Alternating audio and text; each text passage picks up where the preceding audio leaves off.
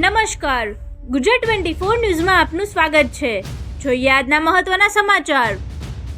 સાવરકુંડલા તાલુકાના ગાધકડા ગામના વતની અને હાલ સુરત રહેતા 3 ઈસમો મોટરસાયકલ લઈ તારીખ 31 ઓક્ટોબર 2022ના રોજ રાત્રે ગાધકડા મુકામે કંઈક થોડાક ટાઈમ પહેલા ઘટના ઘટેલી, શું વિગત થઈને તેમાં આપ કોઈ વકીલ હતા? તેમાં હાજી, તારીખ 31/10/2022ના રોજ ગાધકડા મુકામે રાત્રિના 8:30 વાગે ગુજરના રવિભાઈ નાથાભાઈ વાઘેલાનું આરોપીઓ દ્વારા હત્યા કરવામાં આવેલી।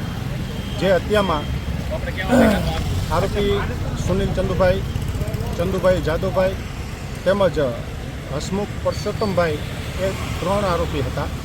અને જે મર્ડરનો કેસ નામદાર અધિક સેશન જજ સાહેબ શ્રી શેઠી સાહેબની કોર્ટમાં સાવરકુંડલા મુકામે ચાલી જતા પુરાવાના અંતે અને પુરાવાના મૂલ્યાંકનના અંતે નામદાર કોર્ટ દ્વારા તમામ આરોપીઓને આજીવન કેદની સજા ફરમાવવામાં આવેલ છે।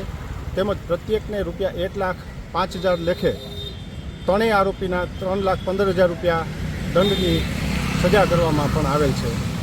આ કામે સરકારશ્રી તરફે વિકાસભાઈ વડેરા સરકારી વકીલશ્રી રોકાયેલા હતા, તેમજ મૂળ ફરિયાદી તરફે અમો ધર્મેશ પંડ્યા રોકાયેલા હતા।